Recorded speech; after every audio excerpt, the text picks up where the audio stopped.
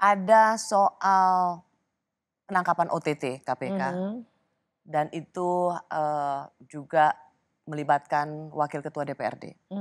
Lalu ada berita soal kantor gubernur digeledah, kantornya Mas Emil juga digeledah.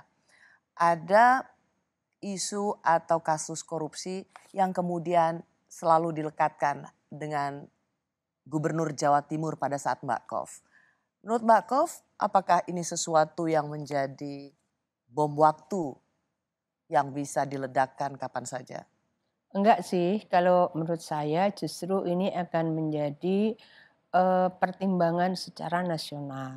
Karena itu kan kaitannya hibah. Hibah daerah itu terjadi di semua provinsi, semua kabupaten kota.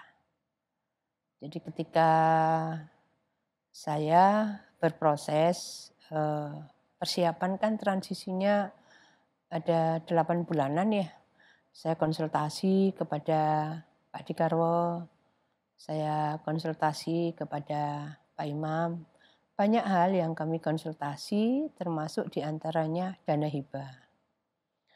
Pak D kemudian menyebut ada kok Mbak kontrak tanda tangan namanya NPHD. Jadi ada perjanjian hibah daerah. Ya. Dijelaskan dulu Mbak Kof, NPHD adalah? Ya, norma perjanjian hibah daerah. Dan itu ditandatangani oleh penerima hibah.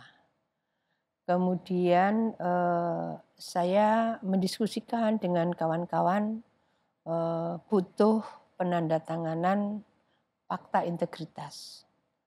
Ini itemnya ini. Masih lagi kami minta fatwa ke kejaksaan. Itu tahun ketiga. Kita minta ada tanggung jawab mutlak. Jadi ada NPHD, ada fakta integritas, ada tanggung jawab mutlak. Di dalam diktum tanggung jawab mutlak itu bahwa penerima hibah itu bukan aspirator ya, mereka yang terima hibah itu mereka berjanji untuk melaksanakan sesuai dengan proposal yang masuk, nilainya, speknya, dan siap mengembalikan jika tidak sesuai spek dan siap menanggung risiko hukum. Jadi sudah 3 lapis itu, sudah 3 lapis. Jadi pada dasarnya kalau referensi dari norma secara administratif ini terpenuhi, ya mestinya semua akan sesuai dengan apa yang diusulkan. Misalnya dia mengusulkan bikin kegiatan, dia mengusulkan kegiatannya itu bisa infrastruktur, bisa apa. Kemudian ada perjanjian itu, dan kemudian 2 tahun terakhir mereka harus ngupload sendiri di dalam sistem yang sudah terkoneksi antara Kemendagri, Kementerian Keuangan. Itu yang upload mereka. Oke. Iya. Secara administrasi, secara birokrasi, Mbak Kof sebagai gubernur penguasa anggaran Sudah berlapis-lapis. termasuk Mbak Kof mengatakan dalam periode Mbak Kof ditambahkan satu lagi fakta integritas. Tetapi orang selalu mengaitkan Mbak Kof itu tersandera dengan kasus dana hibah DPRD.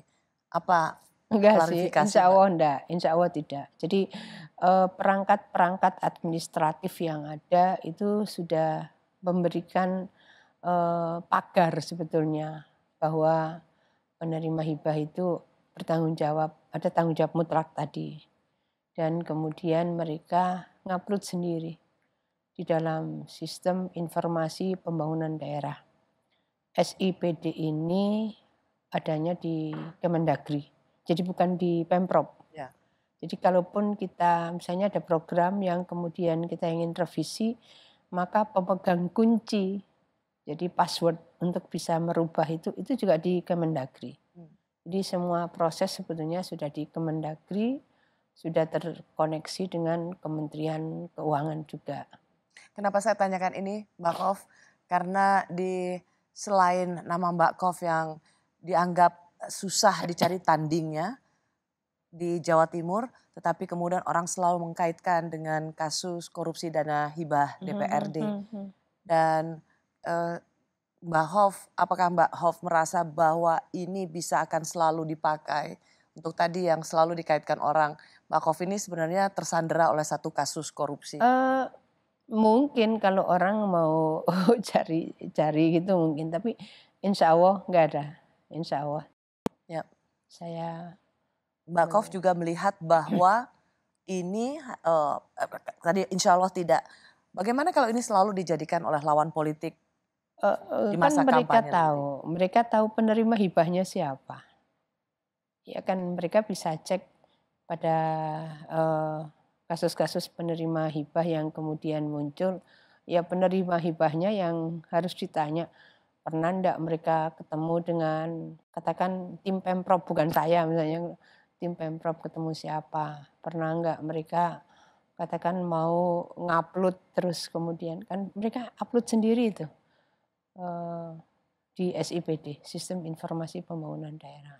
Mbak Hof merasa dikerjain nggak sih dalam kasus ini?